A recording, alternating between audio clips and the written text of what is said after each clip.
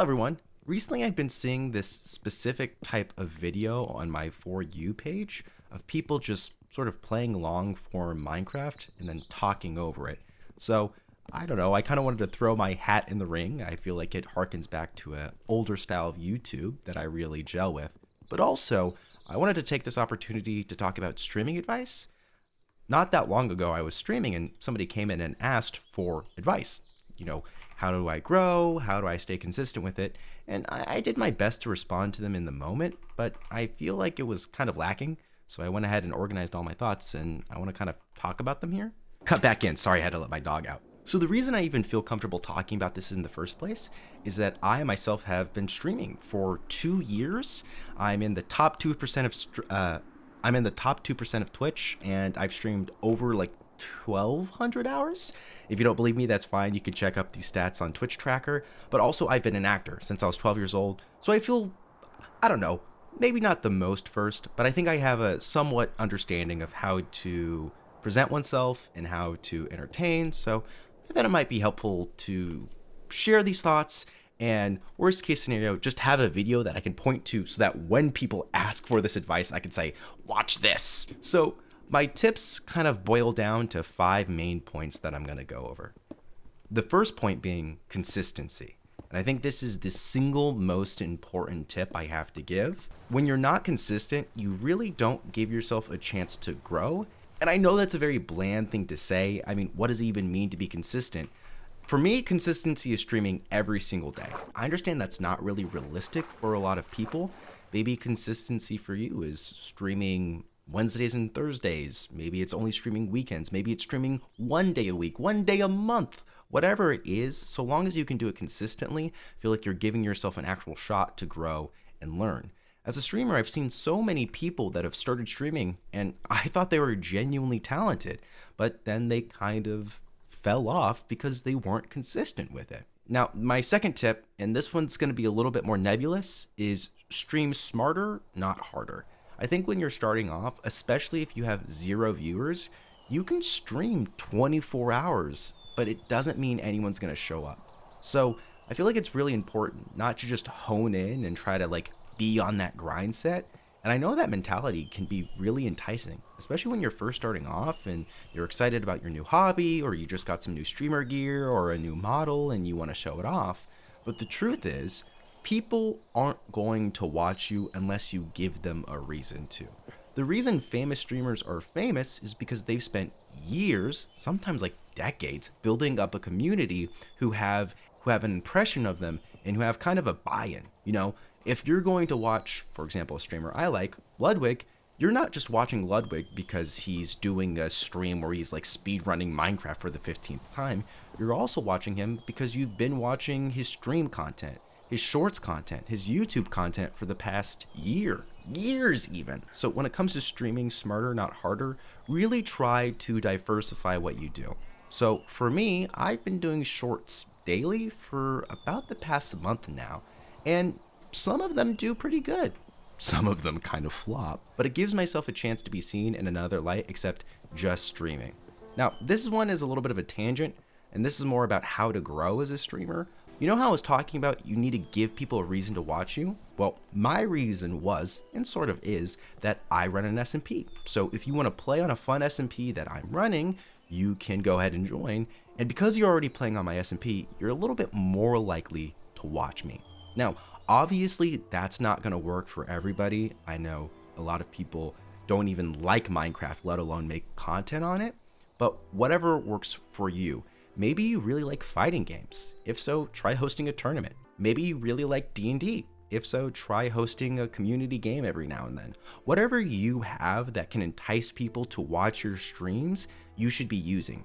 Now, keep in mind, when I say entice people to watch your streams, I'm not saying that from a sort of evil standpoint of, oh yeah, we want everybody to watch you and get your viewership up. But I think about it from the viewpoint of your content is genuinely good. So we're going to want as many people as possible who will enjoy your content to see it so that they can know that they'll enjoy it and so that they can start watching you. So really put some thought before you just rip a 24-hour stream, because I think there's no worse feeling than putting in a lot of work and then not seeing any gains. Not because you're bad or not talented or because your content isn't good, but because you stream for 24 hours on Twitch, which has no natural algorithm to push you out, and nobody saw your stream. So that was a little bit longer, but that's tip 2. Now, tip 3 is a little bit more of a personalized tip, but it's one I would be remiss if I didn't give. Dual stream, please. Recently, I started streaming on TikTok Live. Now, I know everybody can't do that. You do need a TikTok account with at least 1,000 followers or a couple hundred, and to apply through the TikTok Live Studio. Now, the reason I'm suggesting this is because at least TikTok Live Studio is the single best way to get new eyes on your stream, especially if you're starting out. Even on an absolutely bunk TikTok live stream where you're just kind of talking and not even really playing a video game, you're still going to have 20, 30, 40 people who swipe through and see your content. And even if that's just for a couple of seconds, it adds up. And if you can just dual stream while you're already normally streaming, that's a compounding effect. The process to dual stream, I will be honest, is a little bit complicated, but I made a couple TikToks about it that I'll link down below. How I did it is I use OBS and then use the ATEM vertical live plugin to be able to route the OBS virtual camera into the TikTok Live Studio so I can use like streamer automation stuff and it's less of a burden on my PC. Now for our 4th tip, it's figure out what's fun for you.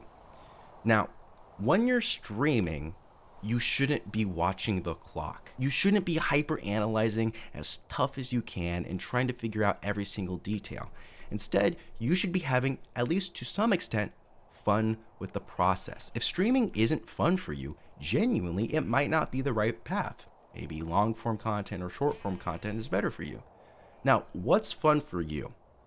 I don't know because I don't know who's watching this video, but I can tell you what's fun for me: playing Minecraft, chatting with my community, doing wacky ideas. Because of that, the stuff that I have found that's fun for me is, well, let me not die to the spider here. That was a little close. The stuff I found that is fun for me is playing Minecraft on stream, is running my Minecraft community, is doing more wacky streams like where I do baking and cook pumpkin related products because of my PNG tuber, if you see it down in the corner. So I would really try to figure out what's fun for you. And there's one thing I'd advise against. A lot of content creator advice and tips early on are going to tell you to niche down. They're going to tell you that to get any real views, any real traction, you're going to have to keep niching down your content until you find something small enough that you can get an audience for. And while this is objectively good advice and it can make a channel, I'm going to add an addendum to that advice, which is niche down, but make sure you actually enjoy your niche. Stream what's fun for you. Unfortunately, there are a bunch of really populated categories on Twitch, or really whatever streaming website you're using, whether that's YouTube, Kick, or TikTok. Maybe things like Fortnite, Minecraft, or even more recently released games like Arc Raiders are really oversaturated. But if you genuinely enjoy them, that doesn't mean you shouldn't do it. You should just figure out a way to do it that's fun for you that can also have a little bit more complexity. It should be a little bit more interesting. For example, instead of just playing Arc Raiders, maybe you play Arc Raiders, but every time you die in the game, you have to do a shot of hot sauce. That's the first idea off the top of my head and could definitely use a little bit more workshopping, but you can see how you can add spins to things and hopefully make them more interesting overall and more enjoyable as a form of content for you to stream. And finally, the 5th tip I have here is just start. This is genuinely the most important thing, and I think something that is really terrifying to people who might not have a background in like entertainment or performing arts like I do, but I think it's the most important thing you can take to heart. When it comes to streaming, if you don't start, you're never going to be able to improve.